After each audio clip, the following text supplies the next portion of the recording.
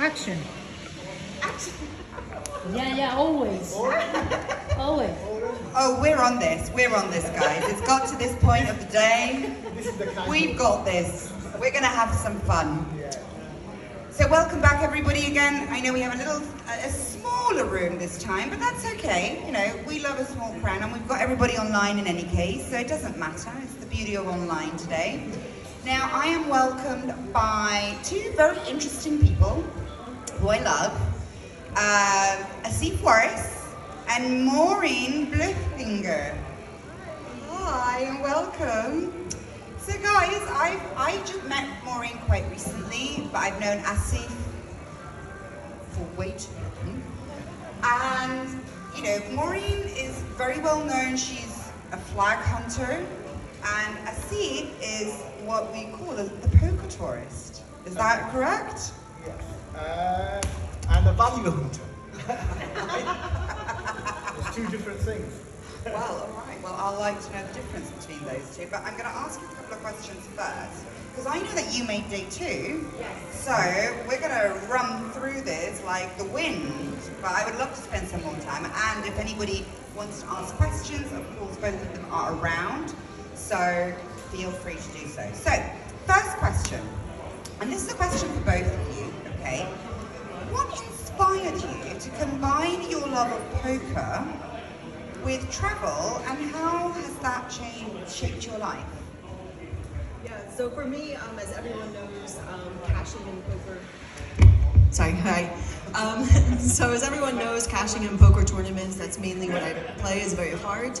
You know, sometimes only 10% of the people in the room cash, other times 15. So most of the time we're going home losers, right? Not making any money that trip. So I always have to find, and I think players need to find other motivations for why they should be playing poker. So travel is that motivation. So for example, last year, the opportunity came up. Pendama was hosting a tournament in Cape Town, South Africa. It was always on my bucket list. You know, I'd never been to South Africa. So having that tournament there gave me, you know, the extra boost to combine, you know, booking that trip and being able to play poker. So I would say that would be my motivation. What was the question again? I love that you're listening to me. That's great. Wonderful. Now, so what inspired you to combine your love for poker with essentially traveling?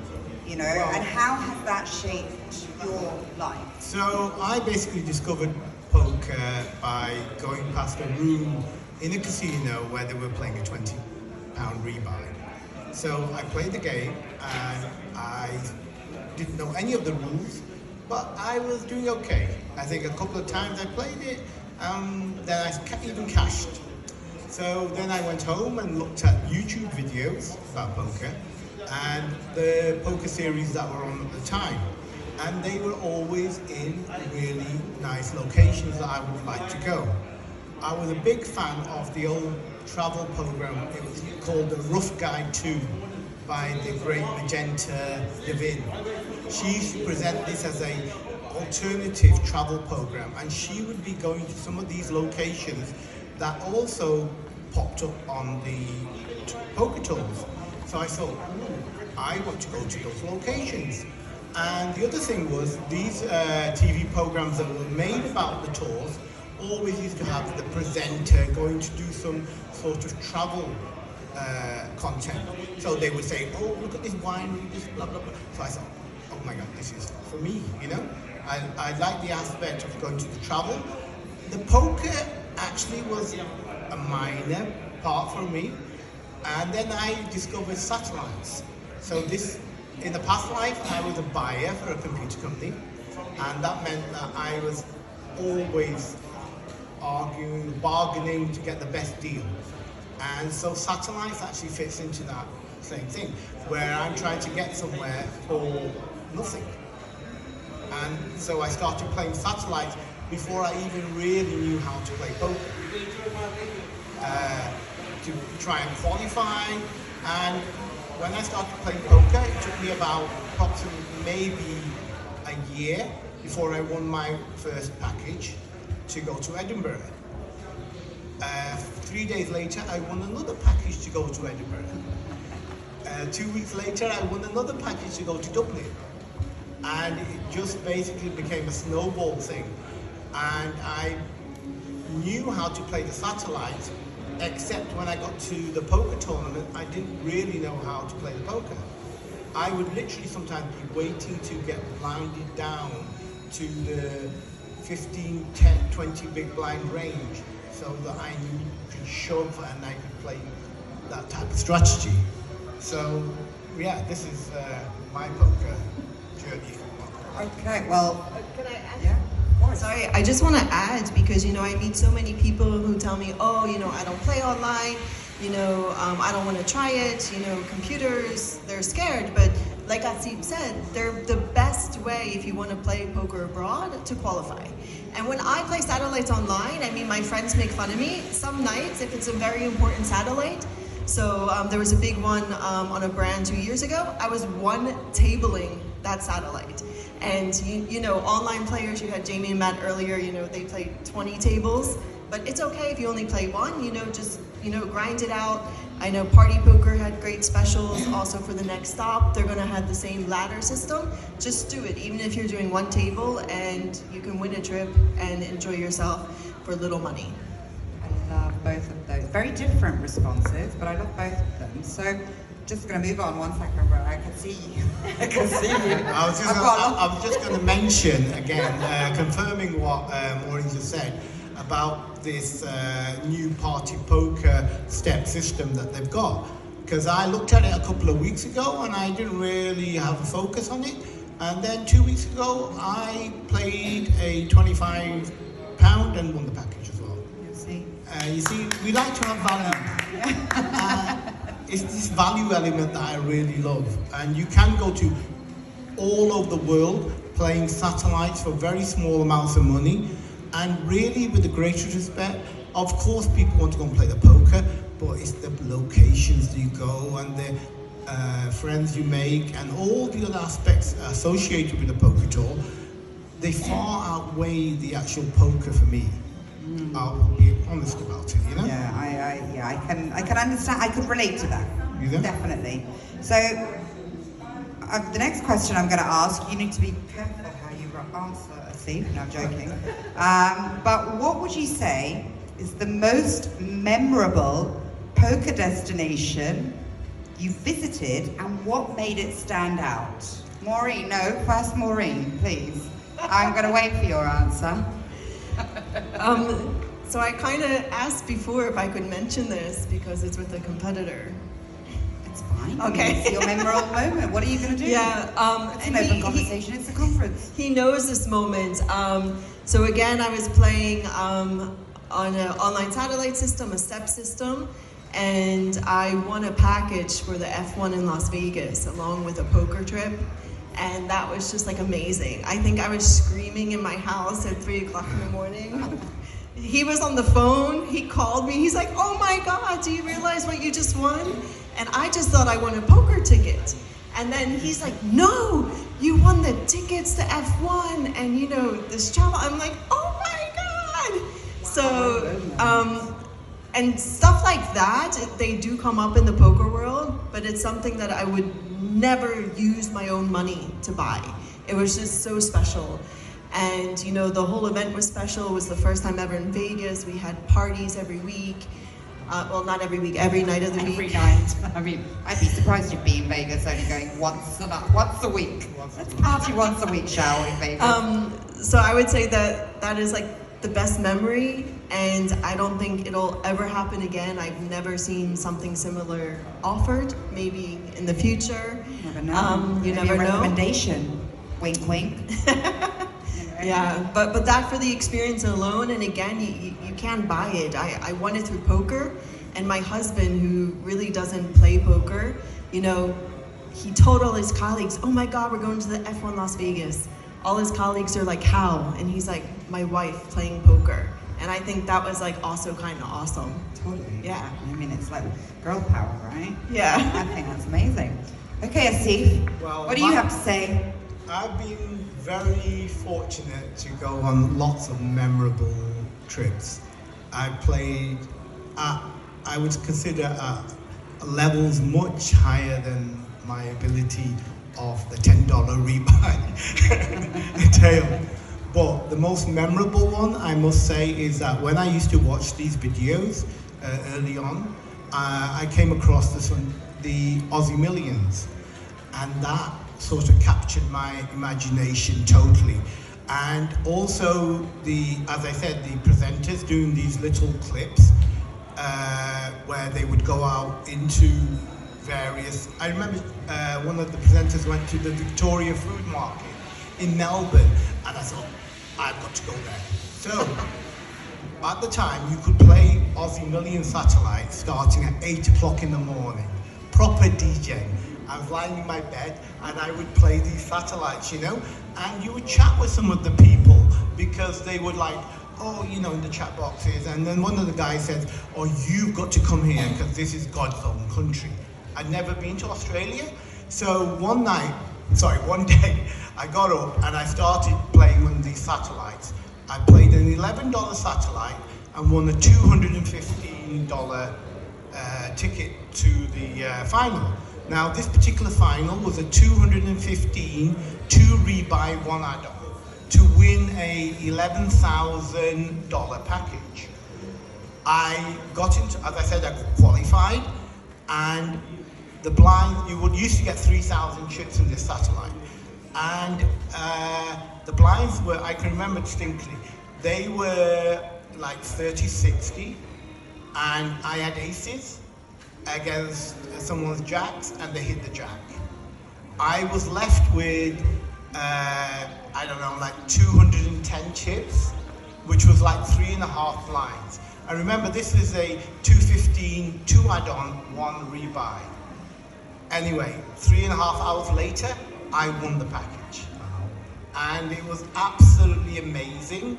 It was the same day that Vicky Corran won her second EPT. So I was watching that at the same time, and then obviously I put it on social media. I got many congratulations. This was actually in April, and the trip wasn't till the following January. So I went to Australia via the scenic route. I went to Bangkok, Singapore, Bali, then eventually Melbourne. I played the tournament.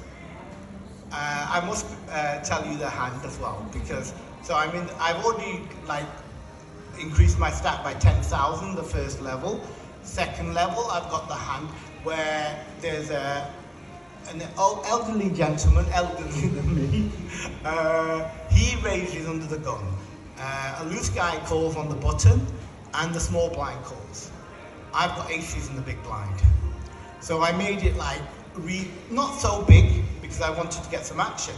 I made like 2,100. They raised 600 under the gun. The elderly gentleman folds, the loose guy folds, the big small blind calls. Flop comes Jack 9-6, rainbow, and the guy checks. I bet, he calls. I bet 3,500. The turn is the ace. So I know I must be good here.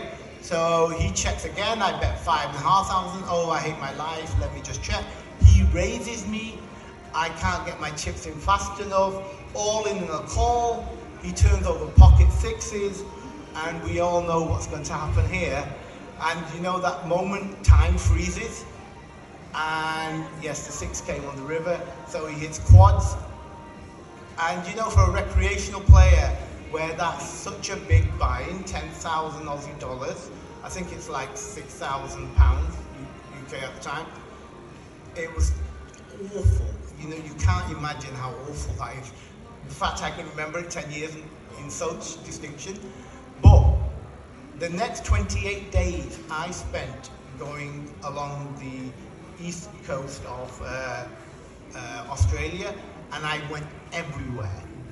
And I watched the Aussie tennis, and I watched England versus Australia in the World Cup. Wow. And I went to Adelaide and watched Pakistan versus India, like the ultimate derby. People don't understand that when that happens. So I had the most fabulous time. And it would never have come about if it wasn't for poker. I know that. I would never have gone to Australia, and I would never have had this. It's got to be literally one of my best trips ever, you know?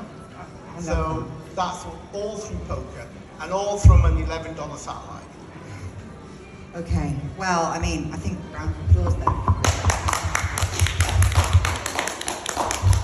That was for both, by the way, just putting that out there. Okay, so I know that there's a little bit less time here because I know that you're playing into day 2, so I'm going to ask you this last question so I can let you go. But what type of strategies or tips can you give people so that they can consistently keep winning satellites and attending live events? Because that can't be a simple feat either. So what would you say, what would be a strategy tip that you use personally?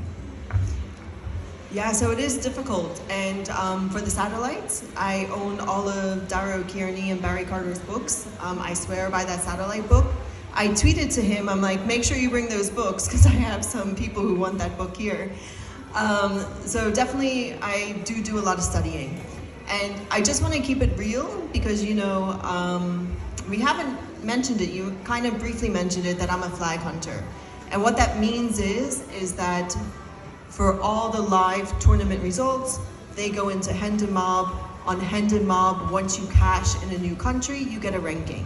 So there is an overall ranking. So at the moment, I'm at 32 countries, and some people don't talk about it. Yeah, thank you. But I bricked 4. So, I mean, I do post my losses, and I think that's important too, to keep it real. I mean, one of the hardest losses was I was on a cruise, a poker cruise, and I bricked that, holding the best hand like 4 times. And just, you know, staying mentally fit to get over these losses, because again, it's a big loss for anyone, but for me it's extra, because now it means, okay, now I have to go on another cruise if I want to get that flag. But all I do is study. I study a lot, I play a lot, and you know, you have to pick your events well. So like party poker events are really nice because there's lots of options to play, right? And we all know with variance, the more you play, the higher your cash rate should be. So that's what I recommend, like really looking out for good tournaments with lots of playable tournaments, and yeah, just do your best. Love it. Asif? Well, I'm going to be truthful. I don't study at all. I never have done. Really, I've never have done. I don't think there's lots of strategies you can develop by playing. On average, okay, so this is not a boast at all, just to demonstrate that it's possible. I'm sure I've won more than 70, 80 packages plus some seats, so upward of probably 100, easy. And I've been to all over the world. And I don't think you have to study to that extent. I think playing is a big thing. You know, you have to play a lot. And on average, say if I wanted to win a 1K seat, recently I've won, I'll be honest about it, I won 2 seats for the Irish Open only in the last couple of weeks. And those were quite expensive for me to win. Overall, I think I spent probably €250 per seat to win, you know? So that is quietly on the high. Obviously, there's the ones that I win with actually very little cost.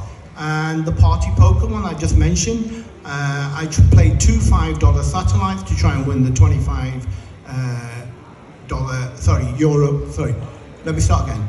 I played 2 £5 satellites to win the £25 qualifier seat. They didn't work, then because it was short time, I played the £25 and I won it. So this package was worth £1,000, a £500 seat and £500 expenses. So it cost me £35.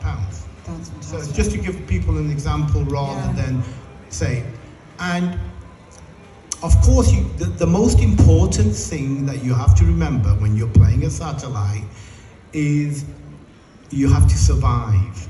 So you have to be you have to tighten up your calling ranges, and basically you can start shoving anything. Now the problem is that most people do not play satellites how they accordingly, so you will get called. And I've lost some very big packages when people have made ridiculous calls and you get busted, but they should never be making that call. And that's basically what my friend Dara's book tells you. But people don't play that way. People play emotionally, they get riled, especially live. People get very emotional in live satellites, you know? Yeah. And it's basically that, yeah, up you type thing, you know? It's true, but this is real poker. This is the real poker. It's not the poker that, oh, the GTO guys are doing this, blah, blah, blah. No, real people get emotional whether they're playing online, and a lot more when they're playing live. There's the energy as well to take into consideration. Yeah, basically it's right? like, you want to do the other guy in, don't you? I mean, I'm trying to be polite here in my language, but I'm sure you can all imagine what that is. You know? Absolutely. Well, look, I'm going to let Maureen go so she can go and be a winner. I love that. Thank you so much. Maureen. Thank you for inviting me, and I will be in Glasgow because I need the Scottish flag. Yes, so absolutely. I will Well, be I hope there. to see you there. Yay, and good luck for this afternoon. Come closer. Ooh, I thought you'd never ask. Right, I've got 2 more questions, then I'm going to let you go as well. But, because you're such a poker tourist, I mean, I've known you now for what, like 12, 15 years? Yeah, well, Something I was along those mentioning before that we first met in Madrid in 2012. Yeah. So I remember that tour as well. We were giving gifts off laptop coolers, and we were staying in a hotel on the Gran Via in Madrid. And as I said, part of my tourist activity, I went to watch Lion King in Spanish, expecting the songs at least to be in English. I remember that. That's actually quite funny. But no, you know, you've travelled the world. You've played so much poker all over the place. But how do you find sort of less well-known events? Like, how do you like sort of find these like lost in the world type things? Because you play everything. I mean, I always see your name. But the thing is about poker events, really my friend June Jenkins from Canada, we were talking this weekend and she mentioned the phrase, what you gain from a poker event is social capital. And really this is the reason why I play. Of course we love to play, we love to beat someone's hand, we want to accumulate chips. But in reality, if you were going to a poker event where you didn't know many of the people and there wasn't a big social element to that event, I'm not interested in going anymore. I'm much more interested in going where I know some of the dealers, the floor staff, the players, and generally it's like a getting together of friends who have not that much in common, but they have the poker element in common. So that brings us all together. Whereas, you know, in real life, you just do not meet such a big range of friends in you just don't. It's not possible. Whereas here, we all have the same common interest. Whether we're good at poker or not, you know, you can still get, you get respect from the pros. I'm very fortunate. I get, you know, people they chat with me and they're willing to listen and stuff like this and listen to the bad beat even though their eyes are glazed over, but that's the way it is. So that's why I play poker. Really, I'm overall a losing poker player, but I really don't care in that respect. I'm not playing it to make like my wages or my money in that respect. So, yeah. Okay, I've got one more question. See, I'm not going to drill you for much longer, don't worry. It's okay, I'm quite happy. You're quite happy. As everybody knows, I love to talk. No, that's not true at all. No, so one more thing. If, you know, let's say for the younger generation, you know, because we're a bit oldies these days, you know. No offense, I know that I am, that's fine. But what sort of advice would you give sort of to the young ones, the new generation that sort of wants to start this poker tourist adventure? You know, what sort of advice would you give them? Well, if I was younger, I would have be totally into what your last guest from BPZ was saying. Because I would study, I was very good at mathematics and the rest of statistics, and I would, but now I'm older, I don't want to study in that form anyway. I much rather, enjoy all the other aspects of the poker event, you know? And what advice, obviously, to a younger person, definitely to study. And yeah, travel the world. I mean, you can play poker and travel the world. It's actually slightly changed from where I started. The range of places that you could go to by, I'm talking about winning your package on a poker site via satellite.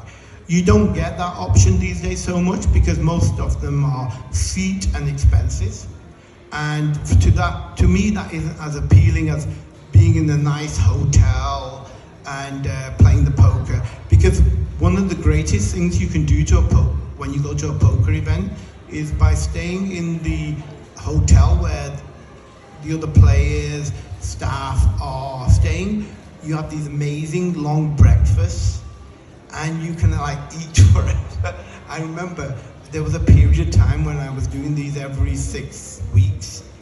Oh, and I know I'm slim, you know, but then I got really massive because you're just constantly having breakfast, like these extended breakfasts. They're impossible to say no to, are they? Well, we were one at Ibiza. So the one at Ibiza was amazing because we were having like different sittings, except not moving. So I was having my 9 o'clock sitting, my 10 o'clock sitting, my 11 o'clock sitting, because you're just getting a different group of people to come and chat with. And that is actually one of the best things because that's when I really used to love that, enjoy that. So yeah, I'm telling you the best parts of the poker. And of course, traveling is great in itself. Yeah. Like when I went to Australia, I did like 28 days. And I never used Airbnb before, and I used Airbnb throughout, and I didn't use a taxi. So this made it all that much more exciting, you know? Yeah. With Google Maps, you could find out roughly where the bus was going and how to get here and there, and it became, it was amazing. Amazing. Right, well, look, I'm going to stop you then, just for now, but you're around. If anybody wants to hear any more stories, because he's got a ton, I trust me. Only the clean ones. Just look for him. Just look for Asif Warris. Asif, thank you so much. Lovely to meet you. Absolutely. Thank you so much. Thank you, everybody.